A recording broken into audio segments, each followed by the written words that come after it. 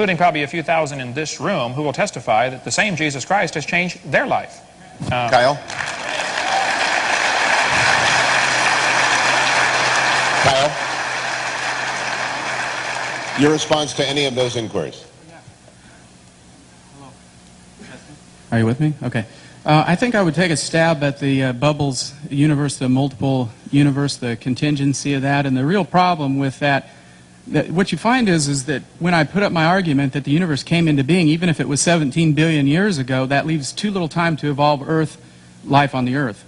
And so a lot of scientists then are appealing to other, what they call science, but quite candidly, you'll have to admit they're no more credible than a blind leap of faith in God. If you do throw out a model that says we need multiple universes in order to create life, because any one universe needs to be so finely tuned as to pop into being so that life can be here in a very short period of time, on whatever scale you use. It won't happen unless you appeal to multiple universes. But then you have what's called the gambler's fallacy, and that is that if a gambler were sitting in a room and watching a man toss a coin and he tossed it 10,000 times and it always came up heads, you have to ask the gambler, is he going to take a bid on the next toss that it's going to come up tails? And the gambler may say, well, yes, I will. And then you'll say, what are you basing that upon? If he says, well, it's because I believe that there were another 210,000 coins tossed outside of this auditorium, they had something different than these, and these all came up heads, I'm betting that puppy's going to come up tails. He's betting on a lot of different odds, and that's the problem with appealing to bubble universes, additional universes coming into being. Michael, your choice of comments. Are we on here yet? Okay, I think is this the young man here that asked the question? No, he sat down. Oh, it's a great question. It's, gosh, you know, if my 11-year-old asked that, you know, this would be wonderful. You know, your brain is engaged. Because that is one of the hard problems. But the problem exists whether you have one universe expanding or multiple universes or even if there's a God. You just simply ask, well, what's beyond that? And we have the capacity to ask that, but we can't really answer it because in a way the universe, when it's expanding, when the universe began and it's expanding, it's not expanding into anything. It is the space and time as it expands. It is everything. You can't even ask the question. It's like asking what's north of the North Pole. It's a nonsensical question. It's unfortunate, but it's true it's true if you're a theist too. What's beyond God? Who made God? These are infinite kind of questions that we can't really ask. And on the Christ body thing, and people, you know, gave their lives. I'm always amazed by this argument that the Christians use. I mean, look at Marshall Applewhite. He convinced 39 hardcore disciples to take their lives to go to the UFO behind Jupiter. By committing suicide. Jim Jones got 900 people to kill themselves, and so on. Followers do this. They're true believers. That's Michael, what true believers do. Carbon dating? Oh, the carbon dating was the... there are error bars in the carbon dating. It varies maybe about 10 to 12% on any given date, but it's fairly accurate. They've gotten much better at it now. You can use smaller samples. It's pretty accurate. Dr. Hogan? On carbon dating? Carbon dating. I think it's ridiculous. I think it was invented in 1950. Willard Libby, University of Chicago, got a Nobel Prize for it, moved on to Stanford University. Way before that, in 1830, the geologic column was developed. Really, the way they tell the age of things is by which position they are in the geologic column. They date the fossils by which layer they come from. Then they turn around and date the layers by which type of fossils are found in them. Circular reasoning. We'll cover that tomorrow in the seminar if you want to come. All right.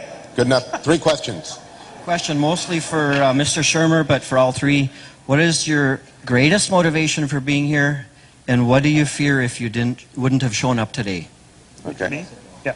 I think I'm particularly for Dr. Hohlwein, but the question I have is if the flood, the cataclysm in 40 days and 40 nights, if during that time he's going to put the trilobites up in Sedona and he's going to carve the Grand Canyon, did he do this to confuse us? Good question.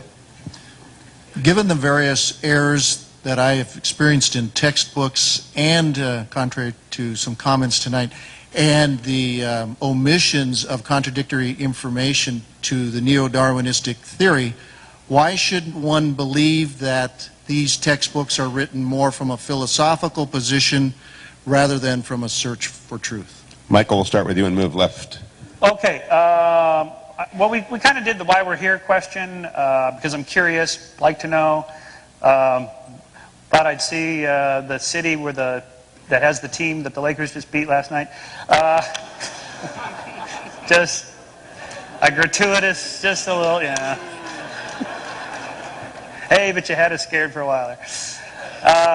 No, just because it's fun stuff. Yeah, the Grand Canyon and all this, did God plant the fossils to confuse us? No, it was Satan testing your faith, whatever. Yeah, of course, obviously, this is a bit of a problem for believers.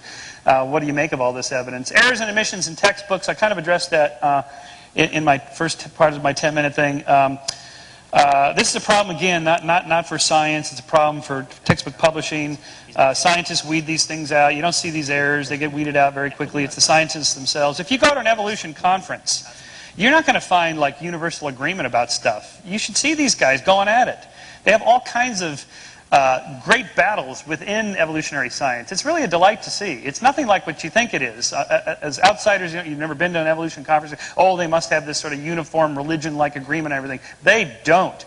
They fight over all kinds of things. All right, Kyle? I guess there was applause, but not very much. So you're going to have to do better next time. Go ahead. Sorry. What were the questions again, please? Okay, why you're here, Grand Canyon, and errors and omissions. Okay. Any one of them. Yeah.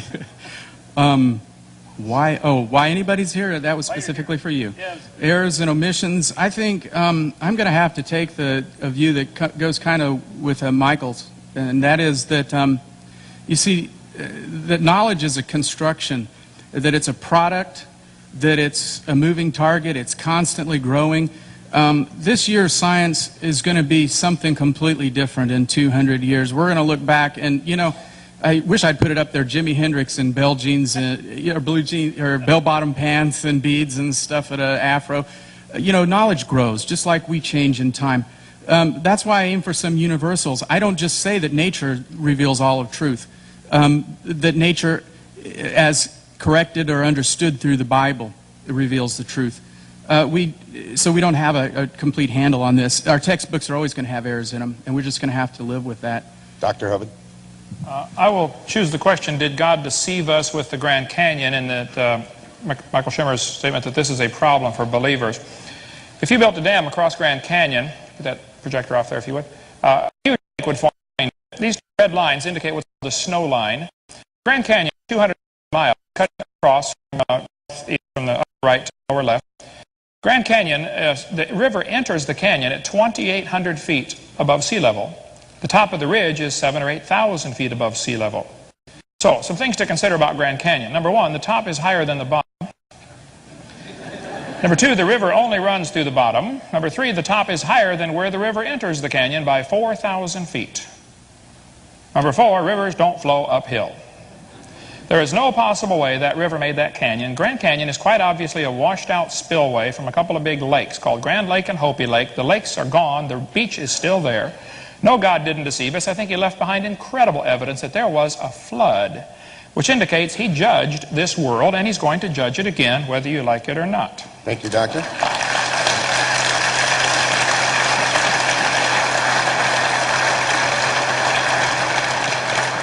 Quick questions, quick answers. If we evolved, then why did we develop sexual reproduction when asexual reproduction is easily achieved?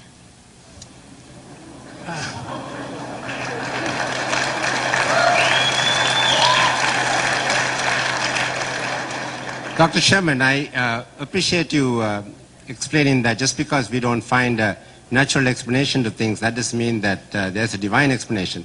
But aren't you asking us to accept a theory where we see that goes against what we normally see in nature, that natural systems don't build things up gradually, but break things down? And in addition, we don't have one example, if it did happen, we don't have one example of an organism or an organ or even an organelle of how it formed in a step-by-step fashion. Very good. Third one. Dr. Shermer, if you want us to look at the Bible in a different way and see the meaning behind the story, tell me, what do you think